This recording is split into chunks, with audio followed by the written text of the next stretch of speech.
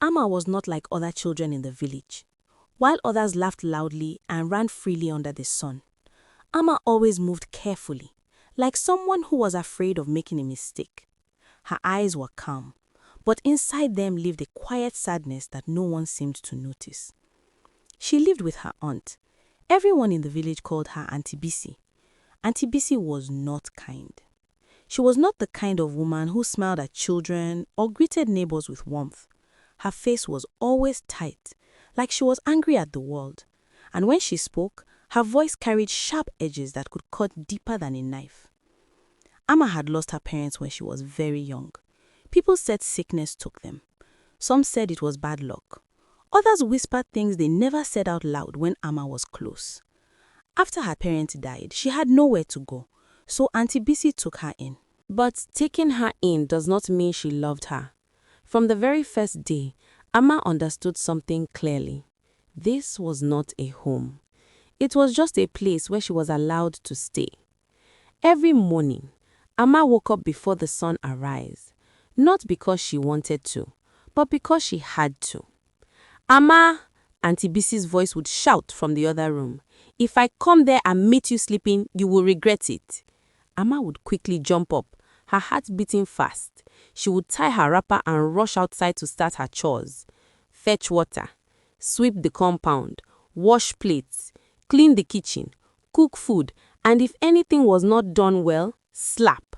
If something broke, beating. If she was too slow, more beating. Amma never complained, not once. Even when her hands hurt, even when her feet were tired, even when her stomach growled because she had not eaten enough, she kept quiet. Because she had a big heart. And in that heart, she believed one thing. Maybe, if I am good, one day she will love me. But that day never came. One afternoon, the sun was hot and the village was quiet. Amma had just finished washing a big pile of clothes by the river. Her hands were wrinkled from the water and her back ached badly. She carried the wet clothes in a basket on her head and slowly walked back home. As she entered the compound, she saw Auntie Bisi sitting outside, fanning herself. "You are just coming back?" Auntie Bisi said, her eyes narrowing. Amma lowered her head. "Yes, ma. Lazy girl. What took you so long?" I had many clothes to wash." Before she could finish, Auntie Bisi stood up quickly. "Are you talking back to me?" "No, ma." "Then keep quiet." Amma said nothing. She quietly placed the basket down and started spreading the clothes. Auntie Bisi watched her for a while, then hissed. "You think food will cook itself?" she snapped. "Go and prepare the soup." Amma nodded and rushed inside. That night, something happened. Something that would change everything. Amma was in the kitchen, stirring the pot of soup carefully. The firewood crackled softly beneath the pot. She was tired, very tired.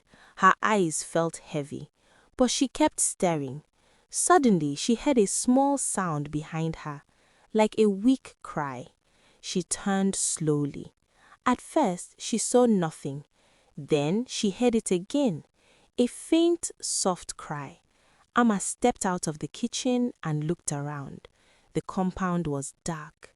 The moon gave just enough light to see shadows. "Hello?" she whispered. No answer. Then she heard it again, this time closer.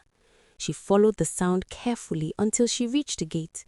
And there, just outside the gate, she saw a small bundle on the ground.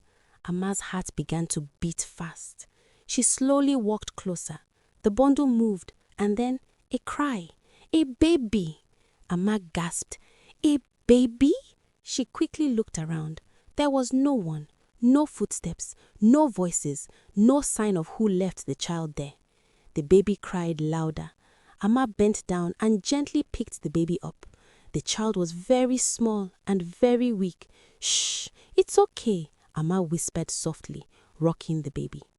Her heart melted instantly. Without thinking, she carried the baby inside. "Auntie!" Amma called. Auntie Bisi came out, annoyed. "What is it again?" Amma stepped forward. there was a baby outside. Someone left the baby." Before she could finish, Auntie Bissie's face hardened. "A baby?" she said sharply. "Yes, I found it at the gate." Auntie Bissie looked at the child, then back at Amma, and something dangerous flashed in her eyes. "Take it back." Amma froze. "Ma, I said take it back. But it's just a baby. It will die." "I don't care," Auntie Bissie shouted. "Do you think this is an orphanage? We cannot feed another mouth." Amma held the baby tighter. "But Auntie, please, just for tonight." Slap! Amma's head turned from the force. "You dare argue with me?" Auntie Bissie said coldly. Amma's eyes filled with tears, but she didn't let them fall. The baby cried louder in her arms. For a moment, everything was silent. Then Auntie Bissie spoke again, her voice low and dangerous. "If that child sleeps in this house tonight, you will not." Amma felt fear rise inside her, but then she looked at the baby, so small, so helpless, so alone, just like her, and something inside Amma changed. For the first time, she did not step back. I cannot leave the baby outside," she said quietly. Auntie Bissie stared at her in shock. "What did you say?" Amma swallowed hard. "I cannot leave the baby, please." The air became heavy. Auntie Bissie walked slowly toward her. Each step felt like thunder. Then she stopped right in front of Amma.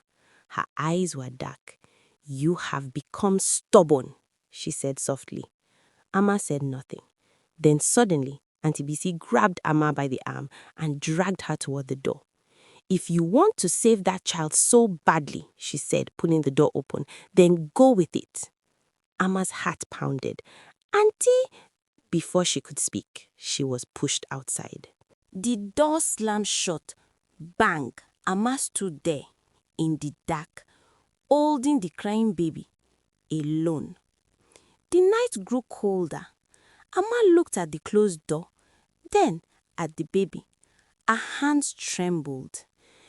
"Where will I go?" she whispered. The baby cried again. Amma hugged the child close. Tears finally fell down her face. But even in that moment, she made a decision. "I will not leave you," she said softly, "no matter what happens." She turned away from the house and began to walk into the darkness. She didn't know where she was going.